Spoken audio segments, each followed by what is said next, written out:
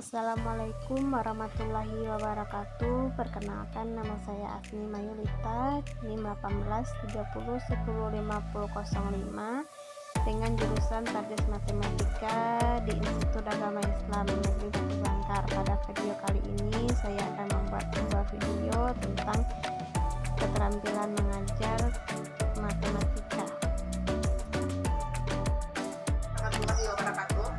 Waalaikumsalam warahmatullahi wabarakatuh. Baiklah, pada pertemuan kali ini kita bertemu lagi dengan mata pelajaran matematika. Sebelum memulai mata pelajaran, Ibu persilahkan kepada ketua kelas untuk menyiapkan. Siap gerak, baca doa mulai.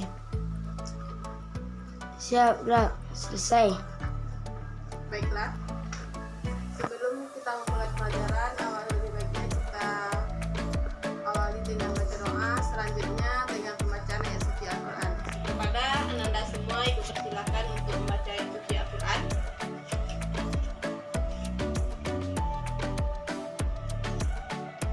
Baik, alhamdulillah sudah terlaksana.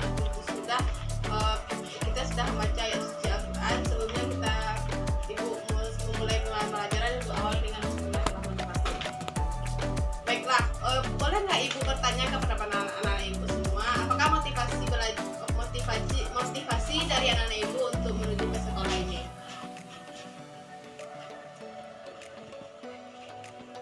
Apa motivasinya? Misalnya seperti ini, motivasi anak-anak Ibu untuk pergi ke sekolah itu seperti ingin membanggakan orang tua, ingin menjadi orang yang sukses, atau ingin menjadi hanya pergi ke sekolah untuk mendapat kemampuan saja. Apa motivasi anak Ibu? Untuk membanggakan orang tua. Baik, bagus sekali ya motivasinya. Sebaiknya yang lain gimana motivasinya? Oh, sama juga ya. Oke, alhamdulillah. Ternyata anak Ibu memiliki semangat dan motivasi yang sangat tinggi untuk pergi ke sekolah ini. Sedikit Ibu kasih motivasi ya. Seperti pepatah yang sudah pernah kita dengar, mungkin Ibu sudah pernah mendengarnya. Tuntutlah ilmu ke negeri Cina. Nah, itu merupakan sebuah motivasi untuk anak-anak Ibu supaya bisa menuntut ilmu sejauh-jauh mungkin, walaupun tidak ke negeri Cina. Contohnya seperti ini. Kita itu harus memiliki motivasi yang tinggi untuk mencapai suatu cita-cita supaya kita mendapatkan ilmu yang banyak, sehingga kita itu mendapatkan pengetahuan tentang ilmu untuk kita bawa nantinya, setidaknya kalau tidak untuk orang lain, setidaknya untuk keluarga atau anak-anak.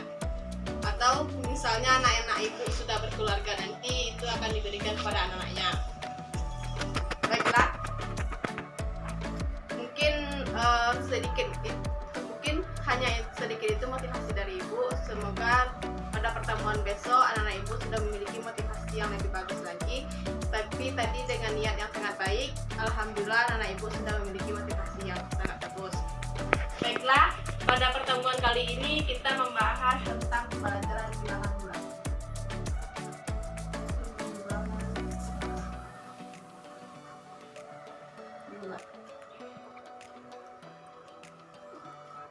Sebelum kita masuk ke materi bilangan bulat, yang harus anak-anak Ibu ketahui pertama kali yaitu kompetensi dasar, yang mana menjelaskan bilangan bulat dan karakteristiknya berdasarkan sifat-sifat serta pengesahannya serta penyelesaiannya. Selanjutnya, penyelesaian masalah yang berkaitan dengan bilangan bulat. Selanjutnya yaitu yang harus kita ketahui yaitu indikator pembelajaran, yang mana anak-anak Ibu harus dapat mendefinisikan bilangan bulat. Yang kedua, menentukan bilangan bulat berdasarkan sifat-sifatnya.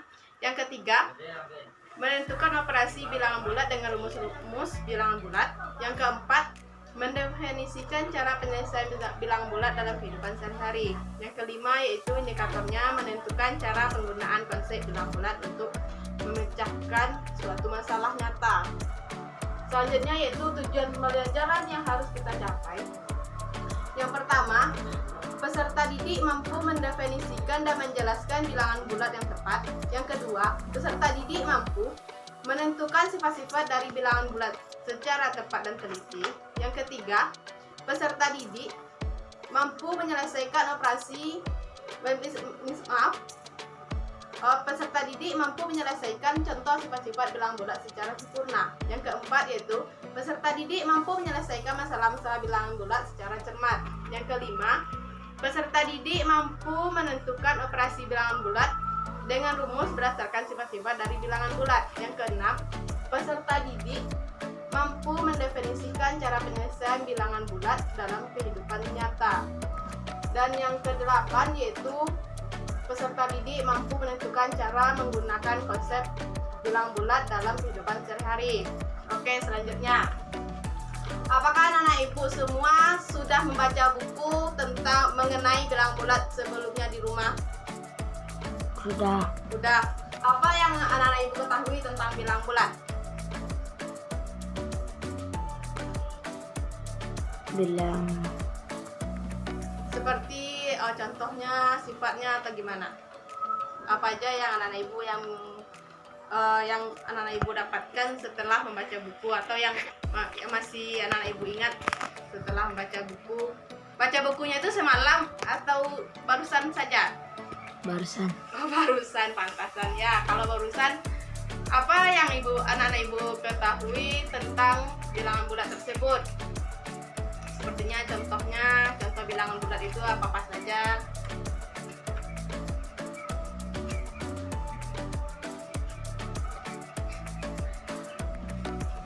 Kenapa diam? Nggak tahu. Nggak tahu ya, oke. Kita masuk ke pertama yaitu pengertian dari bilangan bulat. Bilangan bulat adalah kita masuk ke pembahasan yang pertama yaitu pengertian dari bilangan bulat. Bilangan bulat adalah merupakan bilangan yang terdiri dari bilangan cacat dan bilangan negatifnya, yang termasuk kepada bilangan cacat. Apa yang termasuk kepada bilangan cacat? 1/2. 1/2 bilangan cacat 1/2. Selanjutnya 1/3. 1/3. Oke. Bilangan cacah yang termasuk ke dalam bilangan cacah yaitu contoh dari bilangan cacah 0, 1, 2, 3, 4, 5 dan seterusnya. Ini dan seterusnya. Ini yang merupakan dari contoh dari bilangan cacah yaitu 0, 1, 2, 3, 4, 5 dan seterusnya sampai tidak termasuk yaitu ke dalam yang bilangan yang bernilai negatif. Selanjutnya yaitu yang termasuk ke dalam bilangan negatif. Bilangan negatif. Bilangan negatif apa saja? 1. Bilangan negatif 1. Bilangan yang bernilai negatif 0. 0. Oke, contoh dari bilangan negatif yaitu -1, -2, -3, -4 dan seterusnya. Ini yang merupakan dari bilangan negatif, bilangan yang memiliki nilai negatif. Paham apa beda bilangan cacat dan bilangan negatif? Paham. Apa contoh? Coba sebutkan lagi bilangan cacat itu contohnya.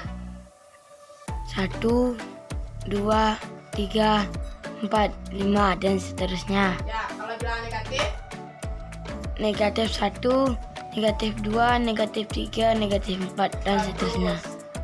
Jadi itu yang termasuk ke dalam bilangan cacat dan bilangan negatif. Selanjutnya yaitu himpunan semua semua bilangan. Yang pertama yang termasuk dalam bilangan yaitu pertama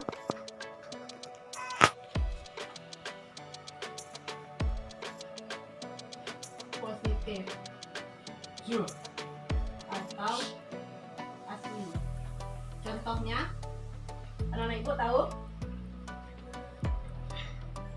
Contohnya itu 1, 2, 3, 4, 5 dan seterusnya. Yang selanjutnya bilangan bulat bernilai 0. Bilangan bulat bernilai 0, yaitu contohnya 0. Selanjutnya bilangan bulat negatif.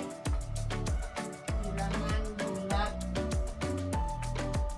negatif, yaitu contohnya 1, 2, 3 dan seterusnya. Itulah pengertian atau penjelasan dari bilangan bulat. Selanjutnya kita masuk ke sifat-sifat dari bilangan bulat.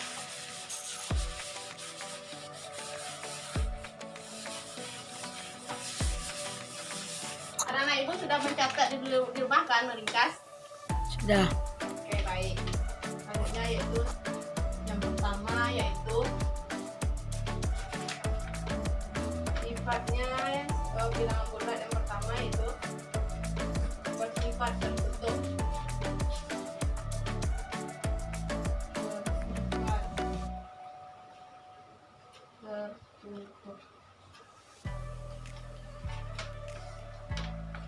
Bersifat tertutup ini terjadi pada penjumlahan.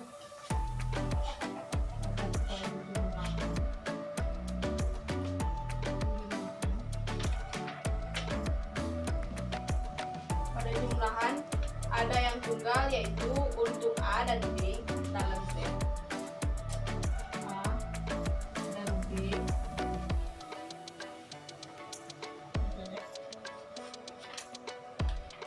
Maka cara penulisannya yaitu A tambah B sama dengan Z. Perkalian.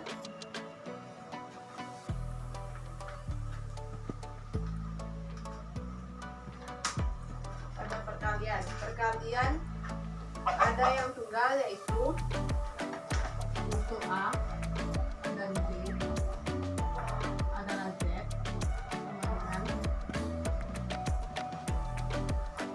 kita membuatnya A dikali B sama Z. Sifat yang kedua yaitu bersifat komutatif.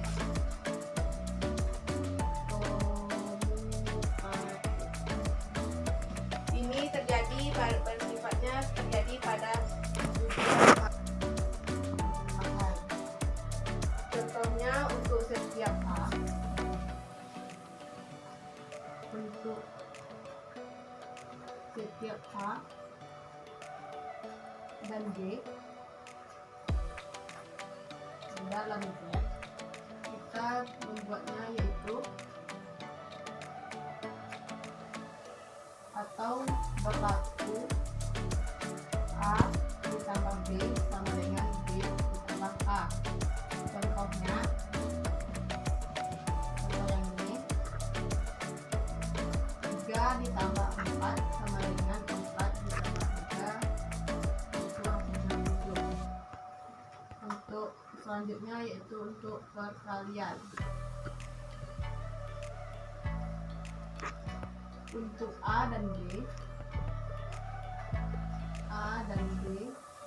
di dalam Z maka berlaku sifat A ditambah B sama dengan B dikali A. Contohnya 12. Selanjutnya yaitu sifat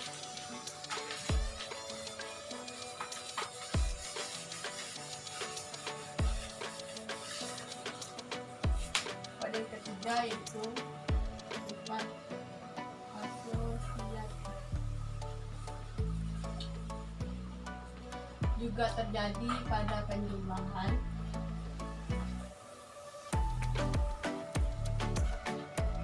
Misalnya atau berlaku A, B, C, maka berlaku sifat selanjutnya A ditambah B ditambah C sama dengan A ditambah dalam kurung B tambah C. Contohnya yaitu 5 ditambah 6 ditambah 7 ini dikurung sama dengan 5 dikurung ditambah 7. 11 tambah 7 18. Oke, jadi hasilnya sama ya. Jadi ini untuk asosiatif pada penjumlahan, selanjutnya yaitu pada perkalian.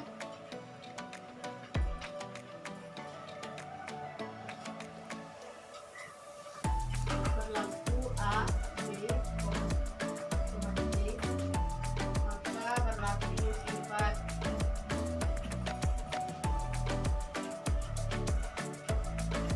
dalam kurung A dikali B dikali C sama dengan A dikali dalam kurung B dikali C. Contohnya 2 dalam kurung dikali 3 dikali 5 sama dengan 2 dikali dalam kurung 3 dikali 5. Hasilnya 2 kali 3 6. 6 kali 5 30 ya. Jadi ini sudah 30, ini 30, ini sama 30. Selanjutnya yaitu sifat yang keempat yaitu sifat distributif. Keempat sifat distributif. Sifat distributif yang pertama yaitu sifat distributif yang kiri.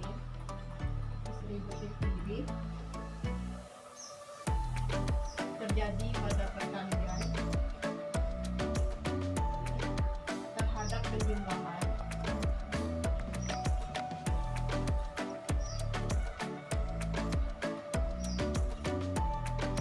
yaitu untuk sembarang bilangan bulat A, B, C, maka berlaku sifat A dikali dalam kurung B ditambah C sama dengan A dikali B ditambah A dikali C. Contohnya berapa contohnya yang kita buat? A nya berapa? 3.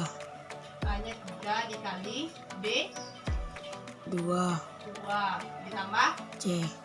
C nya berapa? 2. 2 juga. Oke. Jadi di sini kita gunakan 3 dikali 2 ditambah 3 dikali 2. Jadi hasilnya 3 kali 2 6. 6 ditambah 6. 6. Hasilnya 12. 12. Oke. Selanjutnya yaitu sifat yang kelima.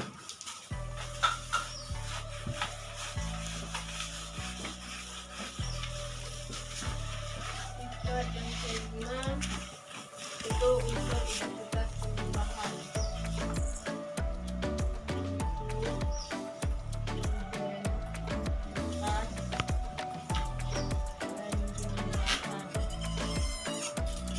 Di sini yaitu untuk setiap bilangan bulat A selalu berlaku A ditambah 0 sama dengan untuk bilangan bulat A berlaku A ditambah 0 sama dengan 0 ditambah A sama dengan A. Selanjutnya sifat yang keenam, unsur identitas perkalian. Unsur identitas perkalian. Untuk setiap bilangan bulat A adalah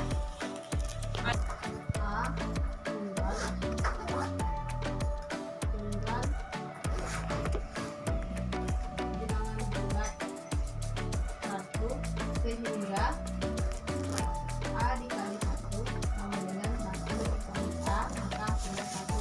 Sehingga 1 disebut dengan identitas perkalian.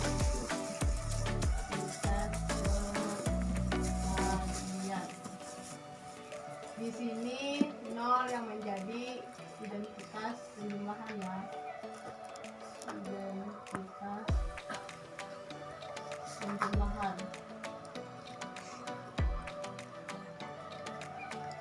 Oke, selanjutnya yaitu sifat-sifat kesamaan yang penting untuk kita ketahui. Sifat-sifat dari bilangan yang bulat yang pertama yaitu seperti yang dijelaskan tadi. Yang pertama yaitu bersifat tertutup. Yang kedua sifat komutatif. Yang ketiga asosiatif. Yang keempat sifat distributif. Yang kelima unsur identitas untuk penjumlahan. Dan keenam unsur identitas untuk perkalian. Selanjutnya sifat-sifat kesamaan yang penting kita ketahui. Yang pertama yaitu bersifat refleksi.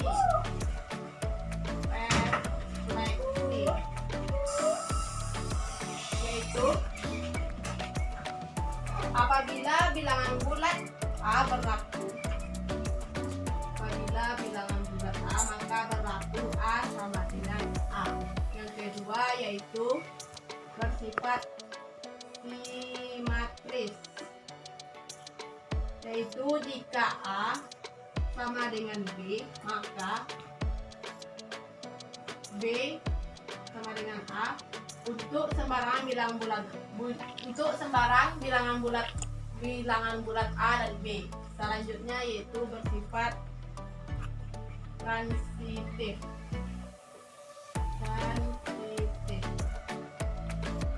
Jika A sama dengan B dan B sama dengan C, maka berlaku sifat A sama dengan C untuk sembarangan bilangan bulat A, B, dan C. Selanjutnya yaitu sifat yang keempat, sifat substitusi. Jika A sama dengan B, maka dapat distribusikan untuk A dalam satu persyaratan tanpa merubah nilai. Berarti nilai dari pernyataan tersebut. Baiklah, itulah sifat-sifat dari bilangan bulat. Apakah dari anak-anak ibu sudah paham dari materi atau ada yang ingin ditanyakan? Ya. Oke. Baiklah, mungkin hanya sampai di sini dulu materi pembelajaran kita. Selanjutnya kita lanjutkan pada minggu depan.